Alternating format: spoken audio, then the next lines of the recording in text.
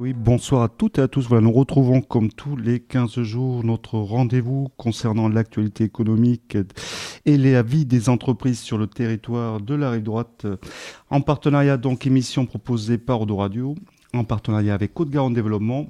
Voilà, et donc émission co-animée avec Jacques Bouin. Bonsoir Jacques. Bonsoir Jean-Christophe.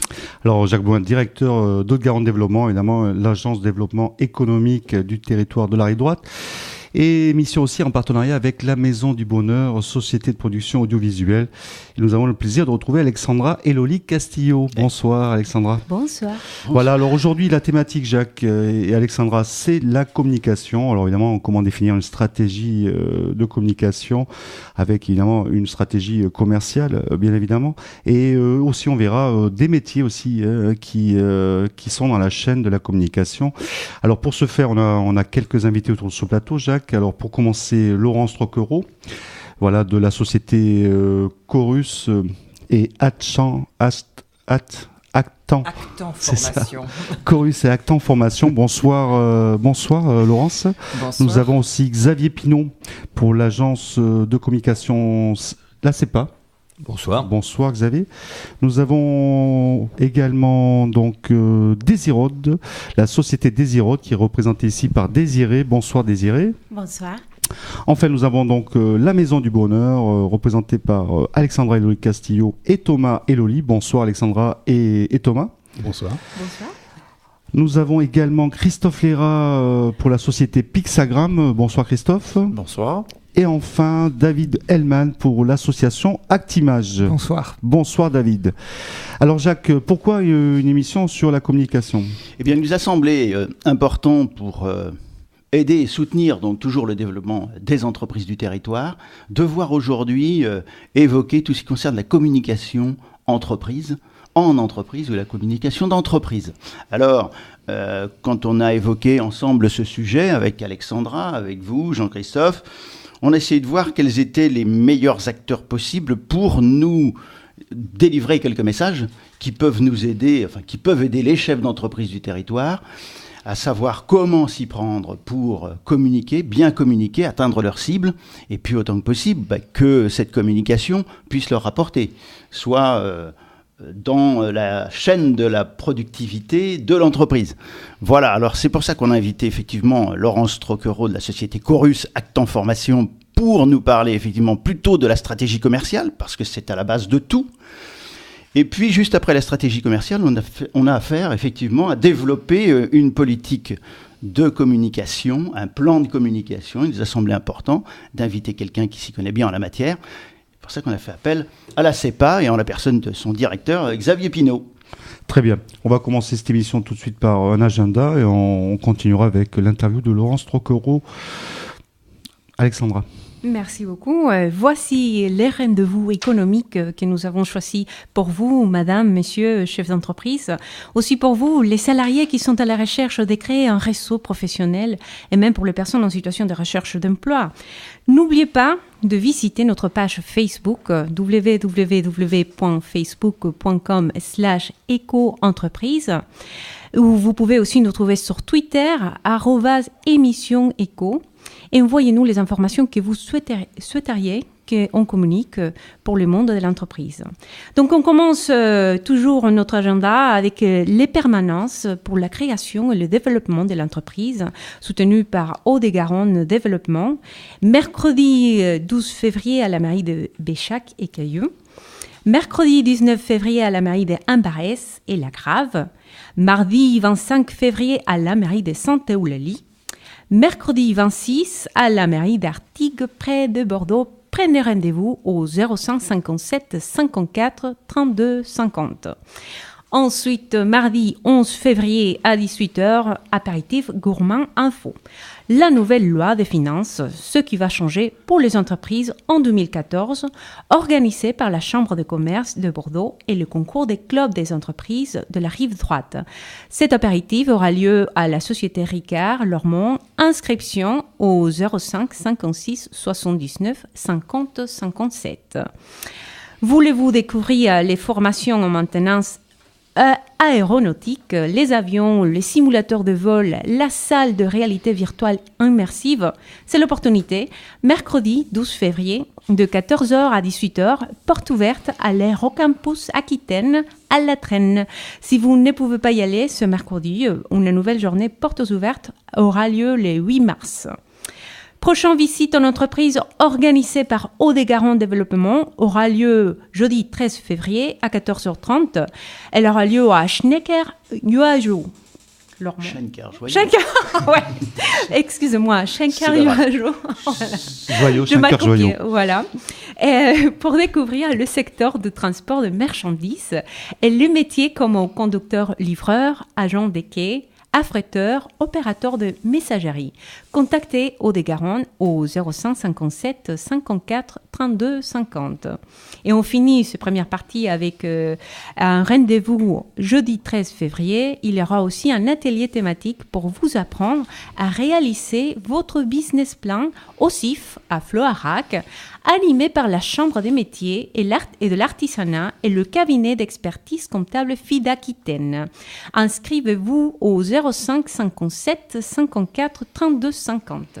Merci Alexandra, on vous retrouve dans un deuxième temps pour la poursuite de cet agenda. Donc on revient vers vous, Laurence Troquereau. Donc vous êtes créatrice et co-gérante de Chorus et Actant Formation.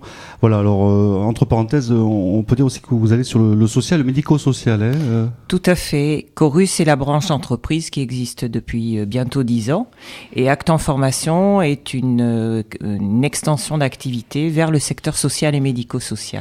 Alors, expliquez-nous en quoi consiste finalement l'activité principale de Chorus dans un premier temps, et puis on reviendra sur l'aspect formation dans un deuxième temps. Oui, alors Chorus, je l'ai créé il y a 10 ans de cela, et vraiment sur mes cœurs de métier qui sont le commercial et le management, et une thématique qui est transversale aux deux, la communication.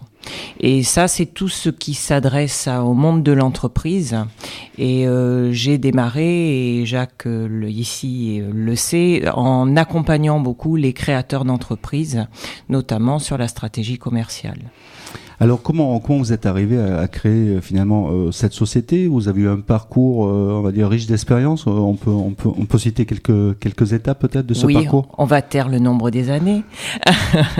Oui, bien sûr, j'ai travaillé pendant de longues années dans l'industrie pharmaceutique et j'ai managé pendant 10 ans une équipe de commerciaux hospitaliers et donc dans des secteurs très spécialisés. Et à l'aube de mes 45 ans, je me suis retrouvée en reconversion professionnelle obligatoire, nous dirons. Et j'ai donc créé ma structure. Et petite anecdote, j'ai fait le parcours de la chambre de commerce, 5 jours plus 1 pour entreprendre.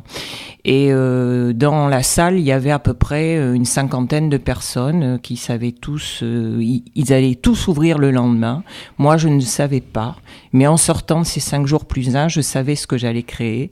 C'est-à-dire, j'allais justement proposer l'accompagnement à la stratégie commerciale à des personnes qui avaient une compétence technique et pas du tout de savoir-faire en termes commercial. Alors justement, ce que vous leur proposez, c'est d'améliorer leur aptitude professionnelle. Alors, ils peuvent être entrepreneurs, managers, chefs d'équipe, mais... Et justement, il leur manque quelque chose, que vous allez leur apporter. Alors, il leur manque quelque chose. Alors, il y a évidemment, en 10 ans, mon activité a évolué. Bon, les créateurs d'entreprises, je continue de les accompagner au travers des ateliers que j'anime par les différents réseaux. Je dirais qu'aujourd'hui, il y a 2 types d'entreprises qui s'adressent à moi, qui s'adressent à notre structure. Ce sont des entreprises qui sont matures, c'est plutôt des TPE et des PME, le tissu économique local. Et là, soit ce sont les chefs d'entreprise qui, eux, ont vraiment besoin de passer un tournant et qui ne savent pas trop comment s'y prendre, ou qui ont tout au moins envie d'avoir un regard extérieur, parce qu'ils n'ont pas attendu l'équipe Chorus pour pouvoir avancer. Et il y a maintenant de plus en plus d'entreprises de taille plus importante qui nous confient la formation de leurs équipes commerciales et sur le plan stratégique. Alors ça peut être des formations inter-entreprises ou intra-entreprises et... Tout à fait, les deux cas existent. L'intra-entreprise, bien sûr, c'est le sur-mesure et toujours sur les thématiques phares dont je vous ai parlé, management et commercial. Et l'inter-entreprise, on propose plusieurs modules inter-entreprise. Un de nos modules phares, c'est vendre quand la vente n'est pas son métier initial, développer sa stratégie commerciale. Voilà. Qu'est-ce qui est le plus dur finalement pour définir une stratégie commerciale avec son client, c'est quoi la difficulté finalement? Alors la difficulté qu'on identifie souvent, alors je ferai un peu le distinguo entre l'entreprise jeune et l'entreprise mature. Oui, parce qu'en fait toutes les entreprises ont une stratégie, mais finalement elle est peut-être pas optimisée. Il y en a qui n'en ont pas. Voilà. Disons que souvent, la jeune entreprise repose énormément sur j'ai un savoir-faire technique et je crée ma structure. Et ce savoir-faire technique, il faut le vendre. Et donc nécessaire ce savoir-faire, mais pas suffisant finalement. Il n'est pas suffisant. Et il y a une chose qu'on note, c'est que souvent dans la jeune entreprise, le créateur d'entreprise arrive et il veut, et pour mes collègues qui sont autour de la table, ça sera intéressant d'en parler. Mais souvent leur demande, c'est de dire voilà, je voudrais faire ma plaquette de communication, je sais pas comment m'y prendre. C'est vraiment, ou alors. Donc ça c'est bien, il faut travailler les imprimeurs, il y en a autour de la table. Voilà. Les photographes, seulement autour de la table. Tous autour de la table savent très bien que pour créer une plaquette, il faut avoir réfléchi à qui on vend, ce que l'on vend, à qui on vend, dans quel contexte concurrentiel on se trouve. Et c'est tout ce travail-là de réflexion sur lequel on les amène vraiment à réfléchir. Et ça, c'est quelque chose qui n'est pas spontané et évident pour tout le monde. Oui, puis bon, ça fait pas partie de la formation initiale, des entrepreneurs non plus, finalement, pour s'adapter, définir une nouvelle stratégie commerciale, s'adapter à un environnement changeant. Alors, ça fait pas partie, ça dépend du cursus qu'on a eu avant. C'est évident que les personnes qui ont eu un cursus de, 20 ans comme spécialiste photographe dans une entreprise, ils ne se sont pas penchés, eux, ils proposaient leurs services et leurs compétences au service de l'entreprise qui vendait pour eux, mais eux n'avaient pas cet aspect-là. Donc c'est plus une question effectivement de formation et de comment ils ont exercé leur métier dans l'entreprise et quel était le niveau de participation et de réflexion à la stratégie commerciale de l'entreprise. Alors Laurence, toujours pour Chorus et Actant Formation, donc vous avez quand même une caractéristique, c'est que vous avez une équipe de formateurs, on va dire d'expérience, qualifiés de consultants seniors. Vous pouvez nous en dire un petit mot? Oui. Alors, vraiment la particularité de Chorus et d'Actant Formation, parce que ça c'est rigoureusement la même sur les deux branches d'activité, c'est vraiment de faire transmettre un savoir-faire par des gens qui l'ont exercé. Ce sont des formations qui sont opérationnelles. Et même dans l'inter-entreprise, on est vraiment sur des petits groupes et pour amener les gens à rentrer dans l'action. On n'est pas sur du savoir-faire théorique pur et dur. C'est vraiment la formation action. Donc tous nos intervenants ont véritablement l'expérience de la compétence qu'ils transmettent. Que ce soit des managers, que ce soit des commerciaux, que ce soit des gens qui sont dans la démarche qualité. C'est vraiment un incontournable chez nous. Alors aujourd'hui, la société compte combien à peu près d'employés Alors aujourd'hui, nous sommes trois, mais comme tous les organismes de formation, on travaille en partenariat avec des consultants formateurs externes. On a un réseau, évidemment, en 10 ans, le réseau s'est largement développé. Et du coup, votre zone d'intervention, elle n'est pas cantonnée uniquement à la rive droite, c'est quoi? L'agglomération bordelaise, la Gironde, l'Aquitaine, la France, je ne sais pas. Alors, pendant longtemps, ça a été Bordeaux, et maintenant, c'est vraiment l'ensemble de la France. Mais avec une forte, évidemment, connotation aquitaine. Mais le médico-social nous a beaucoup amené sur la démarche qualité sur l'ensemble du territoire. Et c'est une colonne vertébrale aussi aux deux structures. C'est tout ce qui est démarche qualité. Aujourd'hui, le chiffre d'affaires est en progression finalement, parce qu'on sait qu'on est dans des années difficiles où souvent la communication est un peu mise de côté en termes d'investissement. Eh bien oui, nous menons notre propre stratégie commerciale de développement. D'où évidemment le développement vers le secteur social et médico-social, qui était une réponse aussi pour pallier à un plafonnement du chiffre d'affaires en secteur entreprise. Et c'est un développement vraiment qui est tout à fait pertinent. Et notre objectif nous sommes en lien et en phase avec nos objectifs. Et c'est extrêmement intéressant parce que les deux secteurs, qui sont très différents de l'entreprise et du secteur social et médico-social, s'enrichissent l'un l'autre de façon remarquable. Et aujourd'hui, alors donc, si un client potentiel veut s'adresser à vous, veut être conseillé ou encore avoir une formation, avoir du coaching, on prend rendez-vous avec vous, on peut venir vous voir dans vos locaux. Bien sûr. On fait venir aussi en entreprise. Alors, tout à fait. Bon, nous avons un site internet.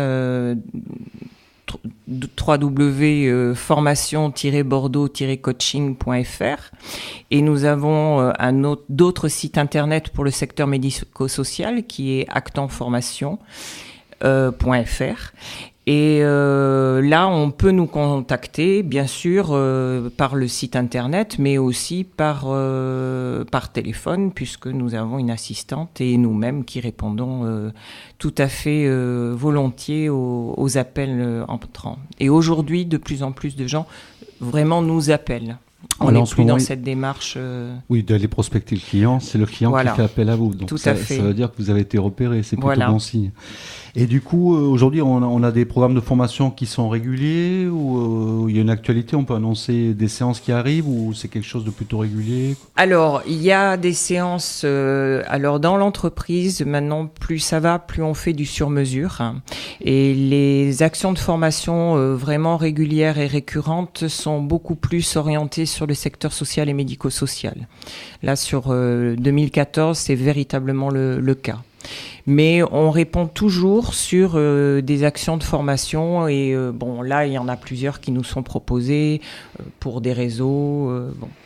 Donc, il faut toujours nous poser la question parce qu'on est toujours à la recherche de solutions. Et nous montons des interentreprises sur des demandes de clients. Et d'ailleurs, il y a des formations qui peuvent trouver des financements, Jacques, notamment dans le cadre de la gestion prévisionnelle des emplois et compétences ou la fameuse GPEC ou pas? Oui, vraisemblablement. Oui, bien sûr. Mais là, je pense, par rapport à ce que dit Laurence tout de suite, d'abord, nous, on fait travailler, Haute-Garonne Développement, on fait travailler la société Chorus. Très prochainement, je pense que vous allez être interpellé par le réseau aquitain des pépinières d'entreprise qui vous a déjà fait travailler et qui devrait à nouveau vous solliciter. Enfin voilà, donc on connaît le RAP, le réseau aquitain. Oui, le réseau aquitain des pépinières d'entreprise.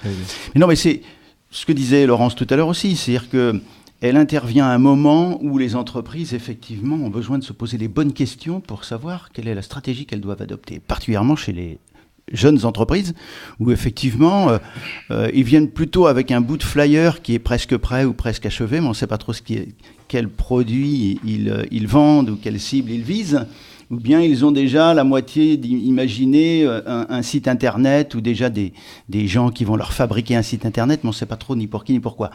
Donc je crois que ça replace bien son travail à Laurence, replace bien ce qu'il faut faire avant tout, avant d'aller sur un plan de communication. D'accord, il vaut mieux passer du prêt-à-porter au sur-mesure, donc avec Chorus. Voilà.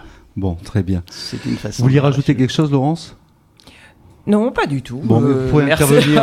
Vous pouvez intervenir. Il y aurait plein de choses à rajouter, mais sûr, là, ça ne vient pas spontanément. Si vous souhaitez intervenir de nouveau avec nos invités, ça sera avec grand plaisir. On va passer la parole tout de suite à notre second invité, Xavier Pinault, donc directeur de l'agence CEPA. Donc bonsoir Xavier. Agence, vous êtes installée à Floirac. Je crois que l'installation à Floirac date de 2007, mais l'agence est beaucoup plus ancienne, Xavier. Effectivement, l'agence date des années 80. Elle a connu différents parcours. Nous étions installés d'abord cité administrative à Bordeaux, puis quitté la cité pour nous installer au centre de Bordeaux. Et nous avons rejoint la rive droite en 2007.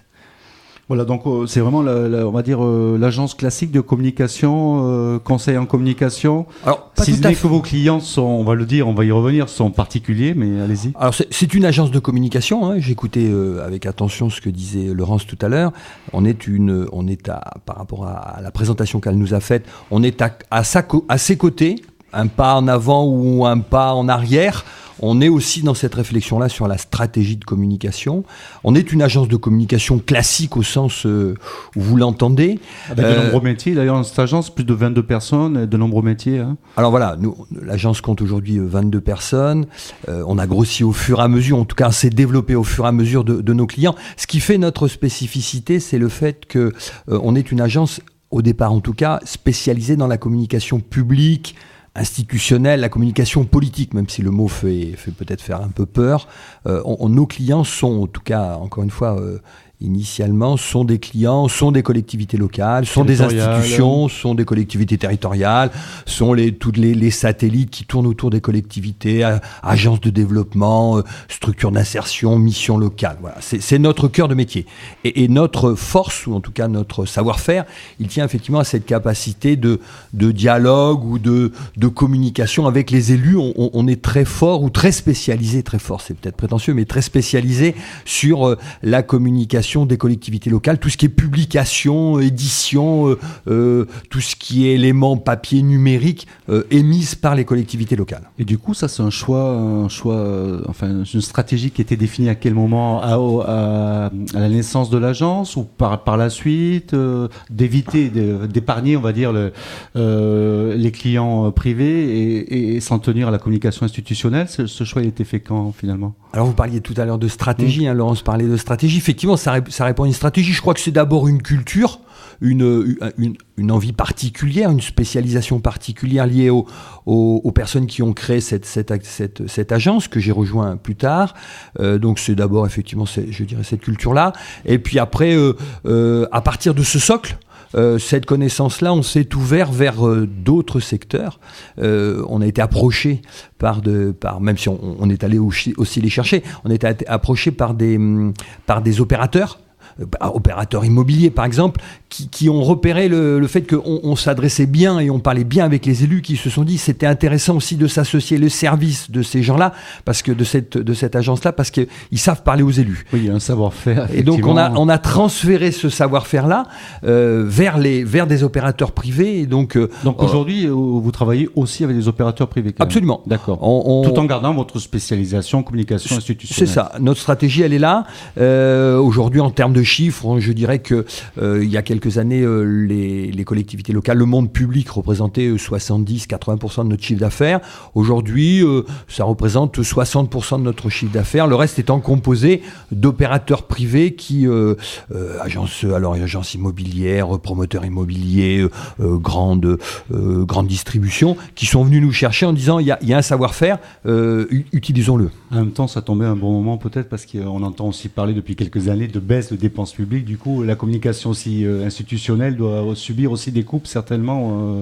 Alors, la communication institutionnelle a bien évidemment réduit ses budgets, mais plus que de les réduire, elle les a diversifiés.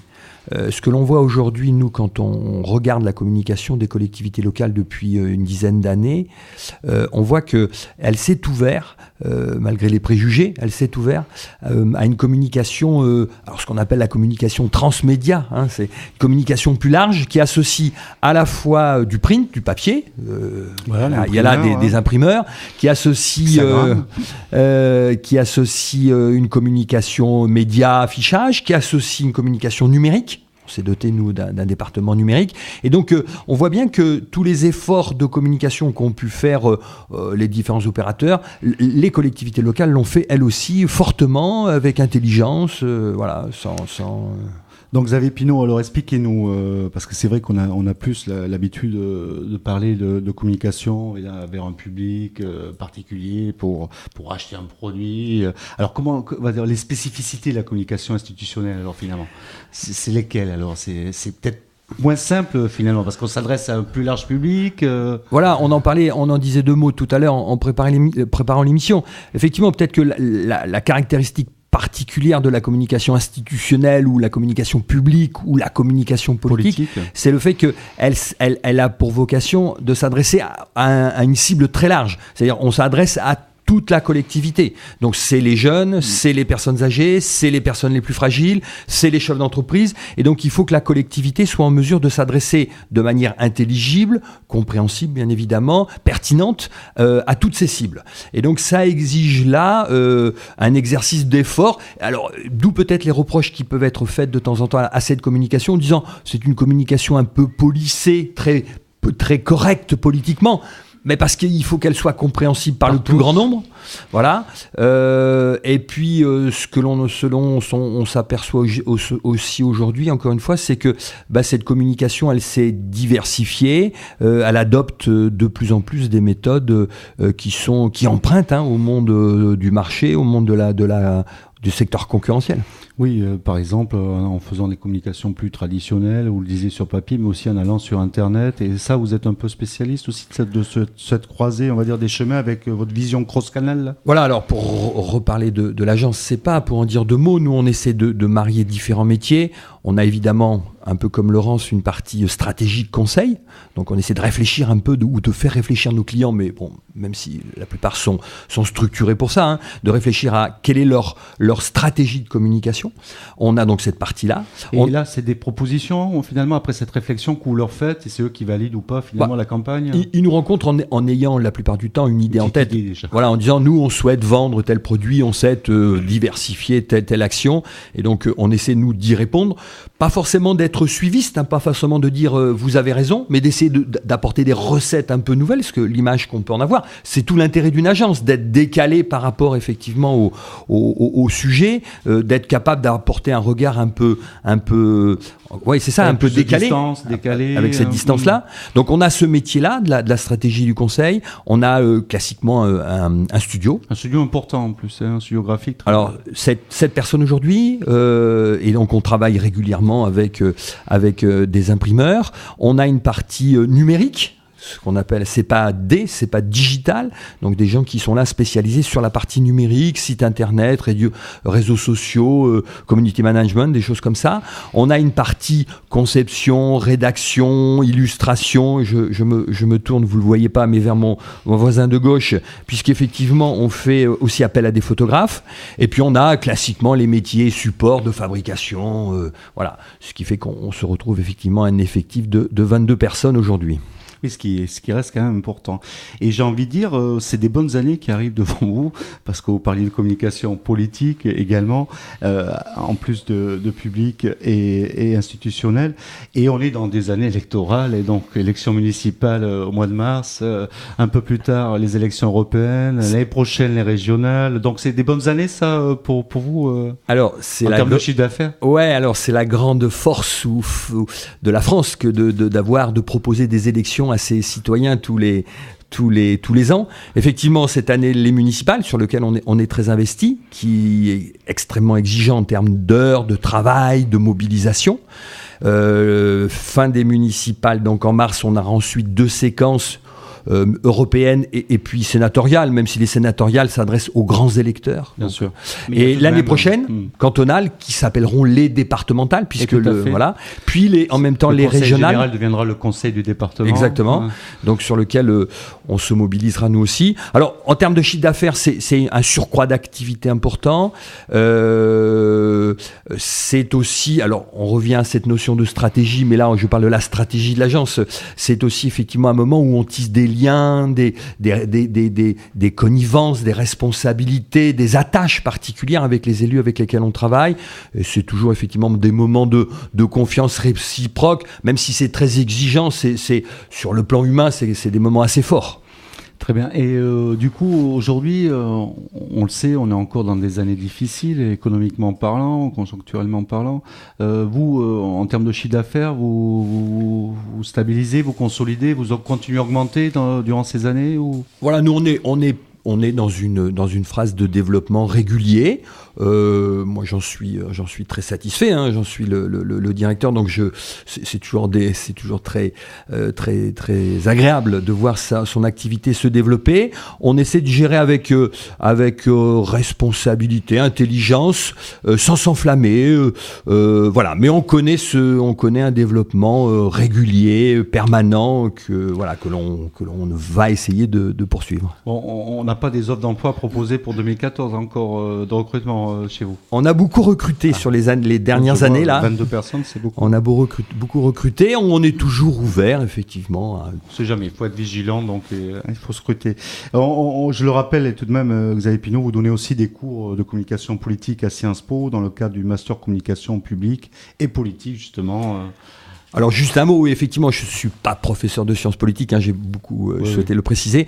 Non, c'est tout l'intérêt, c'est effectivement d'amener auprès des étudiants donc, qui sont en 5e année, et donc qui sont des étudiants qui sont eux-mêmes amenés à se professionnaliser, à rentrer dans la vie active, d'amener le regard du professionnel. C'est-à-dire au-delà de la connaissance universitaire, des concepts, des notions, c'est intéressant aussi de se confronter à la réalité du marché. Et c'est un peu cette expérience que l'on leur apporte, et j'imagine que Laurence, de son côté, fait ça aussi avec ses clients. Et peut-être une dernière question pour vous deux. Alors, quand vous pensez avoir défini la bonne stratégie, que ce soit commerciale ou de communication, avec votre client, voilà, vous lui faites des propositions, et puis lui, finalement, il vous dit non, c'est pas du tout ce que je veux. C'est des moments difficiles. Ça, est-ce qu'il est de bon ton, finalement, de se fâcher avec un client pour lui faire comprendre qu'on a raison, qu'on a réfléchi, et que ça vaut le coup, il faut se lancer là-dedans? Comment ça se passe, ces moments? Il y a des moments plus difficiles que d'autres, quand le client refuse finalement ce que vous avez pu penser, réfléchir pour lui, quoi. Ça ne m'est jamais arrivé. Non, bon, ça va. Ça ne m'est jamais arrivé. Ce qui arrive, c'est que parfois on aimerait qu'il aille plus loin, mais comme je vous l'avais dit tout à l'heure, je suis coach aussi, et en plus la stratégie commerciale d'une entreprise, c'est quand même ça doit être porté intégralement par le dirigeant. Oui. Donc on l'amène pas à se développer vers quelque chose que lui ne souhaite pas et sur lequel il n'a pas les compétences. Donc en fait, ça n'arrive, moi personnellement, ça ne m'est jamais arrivé. Qu'il n'aille pas assez loin ou qu'il n'aille pas assez vite. Oui, on a parfois, et puis c'est mon le travail, le travail davantage de certifié. Le travail de Laurence, je crois, c'est plus de soutenir la réflexion du chef d'entreprise. Et la méthode, bien sûr, pour sa stratégie à lui. Et même question pour vous, alors Xavier ? Alors, ça arrive ou pas qu'on se mette en désaccord avec une stratégie Oui, ça arrive effectivement des fois où on se retrouve avec ce que dit Laurence, c'est-à-dire on aurait aimé que le client, le partenaire aille plus loin dans nos préconisations. Alors, toute la règle, ça consiste à ne pas brutaliser, puisque effectivement, quelqu'un qu'on brutalise, c'est pas quelqu'un qu'on séduit. Et à le faire avancer un petit peu. Et puis c'est difficile de le faire avancer. Mais par contre, je crois qu'il faut savoir aussi, ça c'est important, ne pas être suiviste. C'est-à-dire que on a cette chance ou cette prétention d'être des professionnels, de connaître notre métier et d'avoir cette distance, ce qui nous permet d'être plus clairvoyants. Et donc c'est peut-être intéressant à un moment donné de dire, nous on pense qu'effectivement votre vision est pas forcément la plus pertinente. Essayez de regarder avec un tout petit peu de décalage, peut-être que les choses seront plus simples voilà. Donc on est plutôt dans cette position. Très bien, on remercie pour toutes ces informations, Laurence et Xavier. Jacques, donc on va passer à une productrice d'images, la photo avec la photographie par la société donc Désirode. Bien sûr, qui s'installe, et pendant ce temps-là, c'est Alexandra Eloli Castillo qui va nous donner la deuxième partie de l'agenda. Et notre deuxième partie de l'agenda commence lundi 17 février. Le club d'entreprise d'Artigues près Bordeaux vous invite à son déjeuner mensuel qui aura lieu au restaurant L'eau à la bouche à midi. Ce déjeuner vous permettra de prendre connaissance des nouveaux membres élus, donc la nouvelle présidente Katharina de la Rocque. Et vous pouvez vous inscrire au 05 56 86 96 05. Le club d'entreprise de Deux-Rives organise son prochain déjeuner le jeudi 20 février à midi au restaurant Lambar à Ambarès-et-la-Grave. Vous pouvez vous inscrire au 05 56 77 36 07. Dimanche 23 février de 15h à 17h, le Cap Science vous propose une activité pour faire une pause professionnelle et vous intégrer dans un parcours scientifique accessible à tous. Partez à la découverte des roches et des sols de la rive droite et expérimentez sur le terrain la démarche d'investigation comme de véritables chercheurs. Retrouvez les informations sur notre page Facebook. Et pour finaliser, une note très intéressante, notre rive droite va accueillir une école hôtelière qui s'installera dans l'actuelle caserne des pompiers de la Venoge. Le devenir de ce bâtiment, édifié dans les années 50 et classé au patrimoine du XXe siècle, a en effet été confié par l'aménageur public Euro-Atlantique à l'école hôtelière de Lausanne. Les 150 pompiers installés actuellement au bâtiment auront une nouvelle caserne en 2017, un nouveau bâtiment qui sera construit plus loin en retrait du quai des Champs. Et voilà, c'est fini notre agenda. N'oubliez pas notre page Facebook, facebook.com/éco-entreprise. Merci Alexandra, on me retrouve dans quelques secondes avec Thomas. Donc, on le disait, Désiré, donc voilà, vous avez fondé une société qui s'appelle Désirode. Oui, bonsoir. Bonsoir Désiré. Et vous êtes photographe, c'est bien ça ? Oui, tout à fait. Et donc, vous êtes photographe depuis combien d'années maintenant ? Alors, ici en France, j'ai fait ma société à partir de 2009. Mais effectivement, avant, je fais un parcours en Équateur, parce que je viens de l'Équateur. Je suis artiste plasticienne. Ce petit accent, tout à fait. J'ai déjà entendu dans l'émission, je crois. Il me semble. Il y a 2 Équatoriennes sur le plateau, je crois. Allez-y, Désiré, excusez-moi. Alors, je fais un parcours d'artiste plasticienne et photographe, ainsi que dans l'architecture. Et ici à Bordeaux, quand je suis arrivée à Bordeaux, j'ai fait un doc en architecture dans l'école de paysage de Bordeaux. Et c'est pour ça que je me suis spécialisée à faire la photographie du bâtiment et de l'architecture. Très bien. Donc finalement, vos cibles, c'est quoi ? Des cabinets, des bureaux d'études, des cabinets d'architectes, des promoteurs ? Des promoteurs. La plupart de mes clients sont des promoteurs, ainsi que les BTP aussi, le suivi des travaux. J'ai envie de dire que je suis celle qui va accompagner votre stratégie de communication. Voilà. Et du coup, il y a aussi des agences conseils, des agences de communication qui viennent vers vous pour vous demander d'effectuer tel type de travaux, de type de photos pour un client en particulier. Tout à fait. Je pense que, j'ai envie de dire qu'on n'est pas vraiment concurrents puisqu'on a une spécificité chacun et une qualité de travail que même si ça se ressemble, il reste très particulier. Et je pense que les agences, tantôt dans l'immobilier, ils l'ont compris, ils nous choisissent vraiment pour certaines qualités pour pouvoir communiquer sur certains sens. Et du coup, vous pouvez travailler donc en direct soit avec des clients qui vous rentrent en contact avec vous, soit en passant justement par des agences de communication, des agences conseils. Quoi. Oui, tout à fait. Bon, c'est vrai qu'actuellement, Bordeaux, on a beaucoup de mouvements dans l'architecture et dans la construction.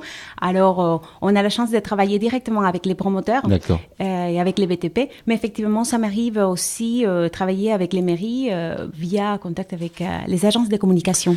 Et si on peut parler de gros clients que vous avez eus ces derniers temps ou de projets encore à venir, quels seraient-ils alors ? Alors, le principal client actuellement, c'est Bouygues Immobilier et Mesolia, mais ainsi qu'Nexity aussi. Vous savez, avec tous les projets qu'il y a à Bassin à Flot aussi, ça donne beaucoup à faire aux photographes. Bon, très bien. Et dans la photo, justement, vous avez une spécificité ? Est-ce qu'on vient vous voir parce que vous amenez tel savoir-faire, tel type de grain, tel angle par ce média qui est la photo? Est-ce que vous avez, au fil des années, avec votre expérience, acquis des spécificités finalement dans votre travail? Oui, effectivement, parce qu'on a envie de dire qu'on est un peu polyvalent, effectivement, mais il y a certains traits de caractère qui fait qu'on nous appelle spécifiquement pour certaines aptitudes. Moi, c'est surtout l'extérieur et les paysages. D'accord. Ça fait que l'architecture... À cause de votre formation, finalement, grâce plutôt à votre formation. Effectivement. Alors, ça fait que mes photos sont beaucoup plus colorées qu'un de certains de mes collègues. Alors, ça fait le choix, en fait. Très bien. Bon, on vous remercie. Et puis, on doit le dire, et donc, Désiré, vous participez aussi très souvent à cette émission. Et grâce à vous, on retrouve donc des photos de cette émission, Alexandra, sur le site... facebook.com/éco-entreprise, éco-E-C-H-O, entreprise. Voilà, je trouvais que vous ne l'aviez pas assez dit, Alexandra, il fallait le redire. Merci. En tout cas, Désiré, merci pour ces photos où on peut retrouver nos invités quand on reçoit tous les 15 jours dans cette émission. Merci encore. Merci. On passe à un autre invité, donc on reste effectivement, Jacques, sur, on va dire, les participants de cette chaîne de création de la communication. Là, tous ceux qui interviennent ou qui peuvent intervenir à un moment ou à un autre du plan de communication. Alors là, on va plutôt passer à l'audiovisuel, si j'ai bien compris. Tout à fait. Donc, avec la Maison du Bonheur, société de production audiovisuelle. Donc, rebonsoir Thomas et Alexandra. Donc, voilà, Maison du Bonheur qui a déjà fêté ses 10 ans en 2012. Elle a été créée en 2002. Alors, au départ, je crois savoir, Thomas et Alexandra, c'était plutôt la production sonore. Et en fait, depuis 2012, vous êtes passé à l'audiovisuel. C'est bien ça ? Oui, effectivement. En fait, la société a été créée en 2002 à Paris. Et à l'époque, j'étais compositeur, producteur de musique. Et on faisait des habillages de chaînes de télé, des génériques d'émissions, des musiques de publicité. Des choses connues sur Canal+, je crois. Oui, on a fait 3 ou 4 habillages d'Eurosport, on a fait des génériques d'émissions pour M6, un peu de tout, voilà. Des pubs. Et du coup, vous êtes arrivé à Bordeaux à quelle année ? On est arrivé à Bordeaux en septembre 2010. Enfin, je dis Bordeaux, mais vous êtes installé à Lormont, hein ? Oui, c'est ça. Très bien. Je vérifie en même temps. Oui, oui. Et en fait, on a mis la société en sommeil en arrivant, le temps de prendre la température locale. Et en fait, on a... Qui est bien meilleur qu'à Paris, ceci dit, la température locale. Et je ne sais pas si c'est pour les affaires ou pour le degré Celsius. Les deux. Bon, d'accord, pour les deux alors. Et donc, début 2012, on a relancé l'activité sur l'image, parce qu'on faisait vraiment que du son à Paris. Et donc, début 2012, on a commencé à prospecter sur l'activité de production de films à destination des entreprises et des collectivités. Et assez rapidement, on a fait quelques films qui ont eu une belle visibilité. Et donc, la société a grandi très vite en termes de notoriété.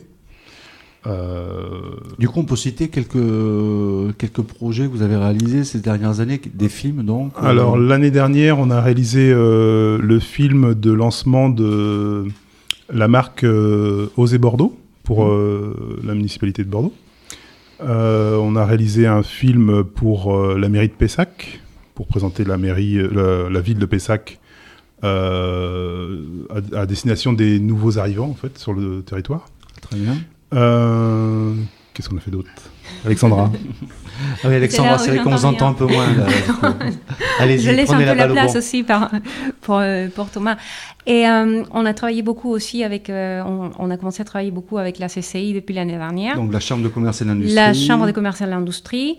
Donc cette année, on a réalisé une web-série donc, pour l'école de sommellerie, c'est WorldSom. C'est une école internationale. Et voilà, donc c'est 8 épisodes et qui vient de sortir. Nous allons aussi réaliser la Maison du Bonheur. Cette année, on s'exporte parce qu'on va justement la semaine prochaine aux Maldives. Aux Maldives. On va réaliser un documentaire. Vous rapprochez l'Amérique du Sud, là. On cherche un peu. On cherche vous cherchez à vous éloigner un petit peu de Bordeaux. Et là, le soleil. Et c'est quoi, un film de promotion touristique ou non, là, dans ces cas, c'est un documentaire qu'on va réaliser. Oui, donc sur un Français, justement, qui est aux Maldives, qui a construit un bateau. Et voilà, donc on a d'autres projets aussi. Pour 2014, des projets importants, je crois, qui se profilent. On en parlait juste avant l'émission. Il y a ce projet documentaire aux Maldives. Oui, et puis après, on s'exporte aussi en France. On devrait bientôt réaliser une web-série aussi pour une autre grande ville nationale. Donc, c'est à l'état de projet pour l'instant, donc on ne va pas citer le... Et là, par exemple, les clients, alors que ce soit ces collectivités ou encore des entreprises, alors ils viennent vous voir avec une idée très, très construite de ce qu'ils veulent, comme film, comme documentaire, ou c'est vous, en discutant, réfléchissant avec eux, qui commencez à leur apporter des solutions, des possibilités. En fait, souvent c'est l'envie en fait de communiquer par l'intermédiaire de l'image. Donc, on veut faire une vidéo, on n'a pas l'outil vidéo. On a vu ce que vous faites, ça nous plaît. Voilà, on a telle et telle exigences, telle et telle cible. Comme un cahier des charges, voilà, finalement. Et puis après, souvent, il n'y a pas vraiment d'idées préétablies. Et donc, c'est pour ça que nous, on fait beaucoup d'écriture et on fait beaucoup de conception par rapport à l'image. C'est-à-dire que on ne fait pas seulement de la production, on fait aussi de la création pour nos clients. Alors justement, la différence production-création d'images. En fait, production, on peut très bien produire des images, aller filmer un événement et retranscrire ce qui s'est déroulé lors de cet événement. Donc ça, c'est plus du flux, comme le ferait une chaîne de télé, par exemple, en envoyant des journalistes. En reportage sur le terrain. Un reportage. La Garonne qui déborde, on filme la Garonne. Exactement. Ou un événement public et on va le retranscrire en image. Le scénariser, le monter. Nous, en fait,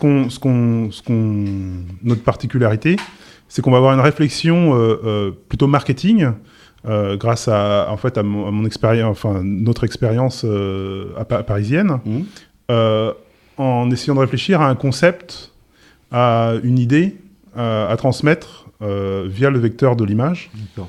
Pour imprimer une idée ou un sentiment dans ce qu'on fait. Et du coup, c'est une co-construction, ce concept, finalement, avec le client ? Oui. Le client nous apporte sa demande, ses besoins, et puis nous, on essaye de trouver de façon créative des solutions et un vecteur. Et le matériel utilisé, c'est le matériel à la pointe de la technologie, c'est du numérique, Oui, c'est des caméras numériques. On filme avec des appareils photo pour avoir une qualité d'image plus proche du cinéma, en fait, plutôt que des caméras vidéo qui ont souvent un aspect un peu froid, comme on voit dans les reportages généralement. Donc nous, on filme avec des appareils photo qui sont techniquement un peu plus difficiles à maîtriser sur le tournage, une qualité d'image mais qui ont une qualité d'image augmentée. Oui. Voilà, très bien. Je vous invite pour ça à voir leur film demain matin. Je suppose que Alexandra va le reposter. Le film La dynamique économique des Hauts-de-Garonne que vous avez fabriqué pour le salon Inter-Entreprise déroulé à Saint-Lô. Au salon. Oui, justement, on avait travaillé avec Jacques l'idée de construire un film qui permet de si on veut voir des productions, on peut aller sur un site, Sur le site, c'est www.lamaisondubonheur.fr. Très bien. Écoutez, on remercie aussi pour ces informations. On va passer à votre voisin Pixagram en la personne de Christophe Léra, qui est le co-gérant de cette société. On avait eu le plaisir de vous recevoir, Christophe, il y a quelques temps maintenant, je crois 2-3 ans, sur Odo Radio, à peu près. Hein. Donc, heureux de vous retrouver. Donc, Pixagram, de société implantée à Lormont, l'imprimerie Pixagram. Alors, Christophe, pareil, donc vous travaillez pour des clients en direct, des entreprises qui viennent vous voir, ou alors peut-être encore des particuliers.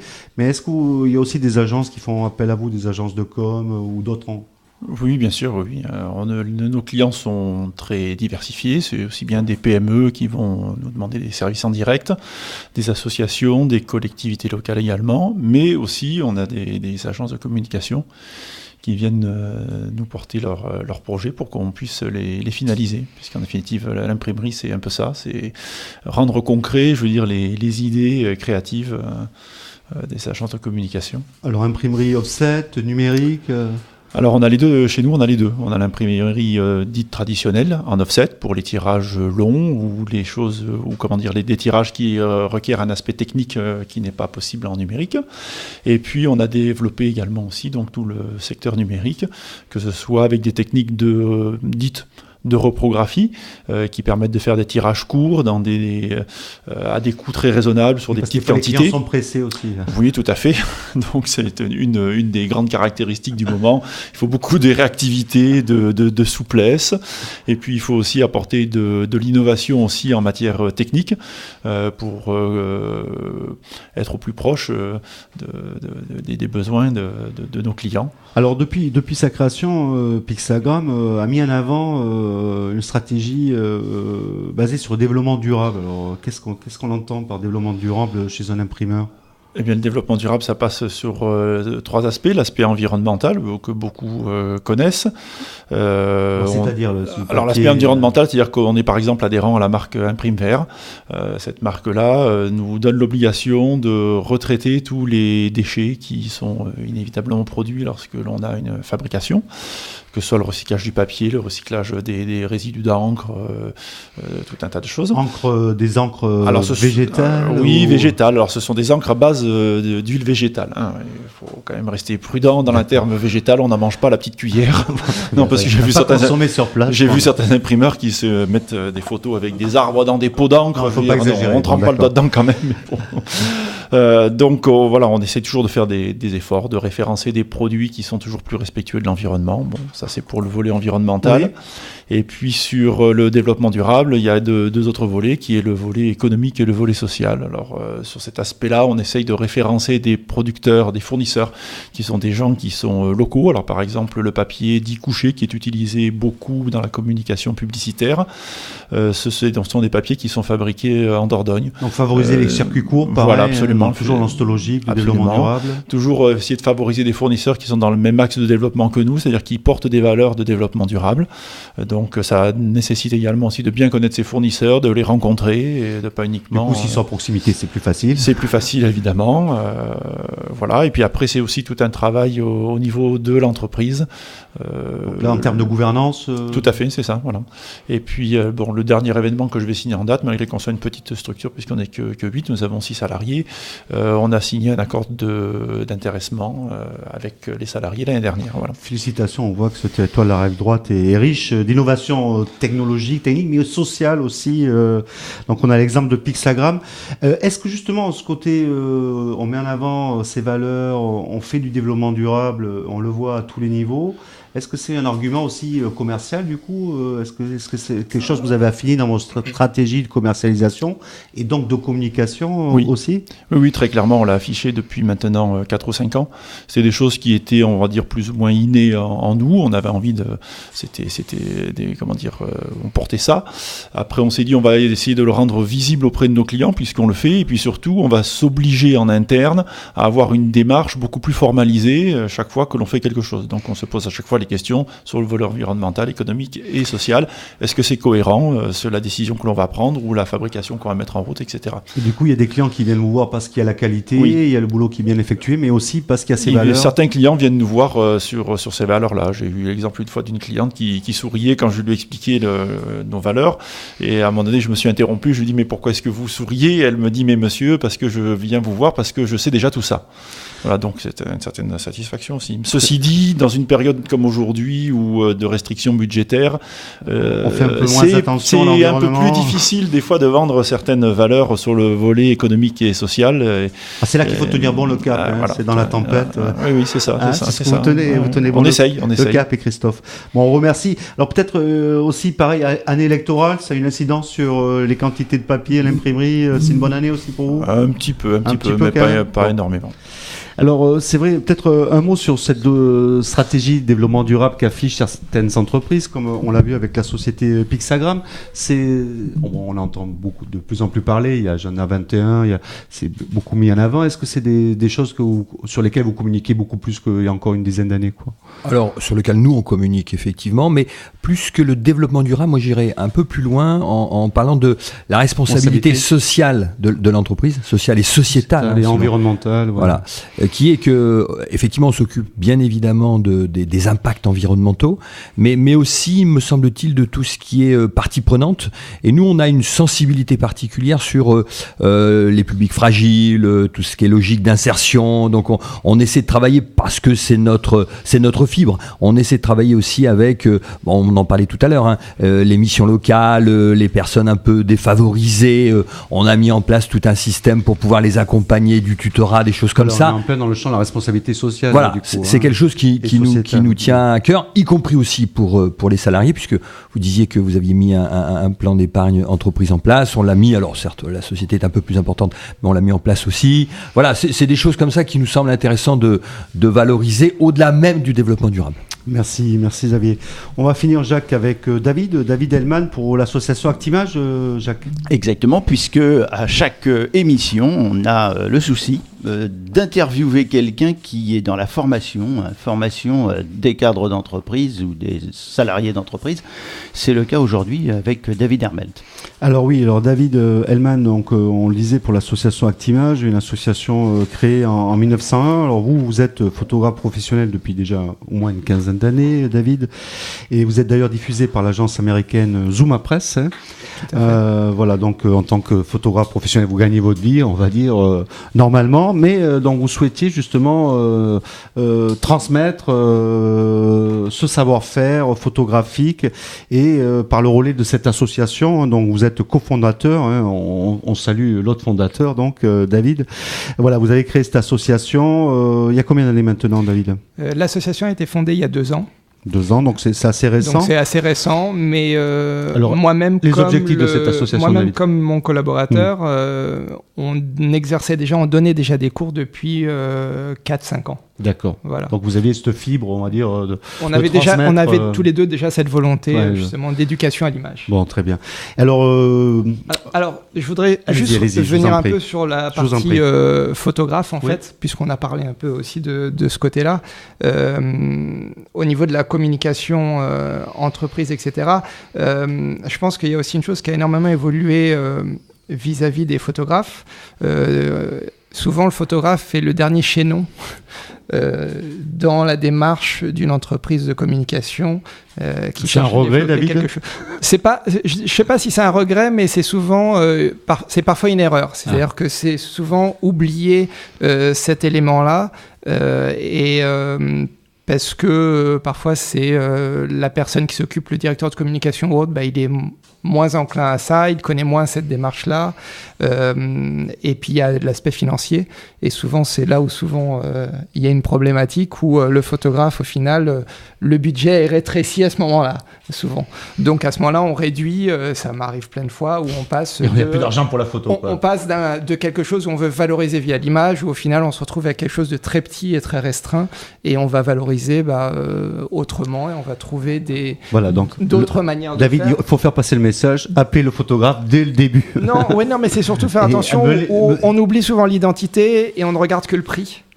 Et c'est l'éternel problème de la prestation. Voilà, et donc au final, parfois la personne, ça m'est arrivé de demander est-ce que vous savez mon travail ? Au final, la personne elle dit non, mais ce qui m'intéresse c'est votre prix. L'identité de chaque photographe est différente, et donc il faut aussi penser à ça et regarder ce que fait le photographe pour choisir aussi sa démarche, sa façon de voir. Et chaque photographe est différent. Donc intégrer plus en amont le photographe dans la réflexion finalement. Oui, moi j'ai eu le cas avec un grand château du Médoc là, qui a fait appel on était 3 photographes, ils voulaient un énorme reportage, c'était 24 mois de travail, et ils n'avaient pas de plan de communication. Ils nous ont dit en gros, proposez-nous quelque chose. Alors, je leur ai dit, comment ça ? Attendez, vous êtes en train de me dire que vous n'avez pas quelque chose à me donner, il faut que je vous propose quelque chose dans le vide, comme ça. Et ils m'ont dit, oui, allez-y.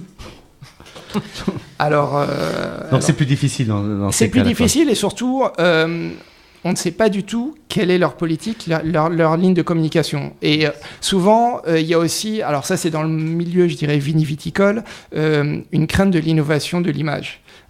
Donc au final, sur les 3, ils ont pris celui qui était le plus classique, de crainte de vouloir évoluer plus. Mais c'était vraiment après une question d'image comme ça, oui, on veut plus, mais au final, on n'ose pas. Illustration typique d'une absence de réflexion stratégique commerciale et donc de communication derrière. Tout à fait. Alors l'objectif d'Actimage, David, donc c'est d'apporter tout le savoir professionnel au travers de la formation et de l'action culturelle. Et alors l'action s'étend aussi bien en particulier qu'à l'entreprise. Tout à fait, tout à fait. Via l'association, nous avons des stages collectifs qui sont justement pour le tout public. Nous faisons aussi de l'individuel pour tout ce qui est traitement d'image et des personnes qui ne s'en sentent pas à l'aise dans les stages collectifs. Et ensuite, il y a toute une partie pour les entreprises qui sont de l'incentive, et surtout, on fait énormément de DIF, de CIF et de formation professionnelle qui sont toujours sur mesure. Donc voilà, des formations oui, on parlait de Schenker, financées, donc à travers le droit individuel à la formation. Oui, on parlait de Schenker tout à l'heure. On a formé une personne de chez Schenker cette année, par exemple, qui... Alors, on en parlait avant cette émission, David. Ça peut être donc des clients très divers, comme des infirmiers, un hôpital psy qui se forme pour faire des ateliers photos. Tout à fait. Cette année, on a formé trois infirmiers dans ce domaine-là. Mais aussi des universitaires ou encore l'IRTS qui ont des activités multimédia, qui veulent une formation. Tout à fait. Souvent, dans toutes les entreprises, il y a un besoin maintenant de communiquer par l'image. Et au lieu de prendre, ça c'est aussi une évolution dans le milieu de la photographie, au lieu de prendre quelqu'un d'externe, ils prennent un salarié qu'ils veulent former à la photo. Ça leur coûte moins cher et c'est une autre façon de faire évoluer aussi la personne. Sauf que cette personne-là n'est pas un professionnel de l'image et donc a besoin d'apprendre à photographier, à faire de l'image, à comprendre ce que c'est que faire de l'image, et donc d'aller plus loin dans cette démarche. Alors bien sûr des entreprises qui cherchent à valoriser, comme vous le dites, leurs produits ou encore leur image, mais vous avez un grand studio, vous avez eu récemment, là, c'est au niveau de Bacalan, oui, la zone d'activité à Chars. Tout à fait, on a un studio de 100 mètres carrés dans la zone d'activité à Chars, et en tant qu'association, on met aussi en place des actions culturelles. Des expos. Alors là, on a fait une exposition sur les grilles du jardin public, 18 points de vue, pendant tout le mois de janvier.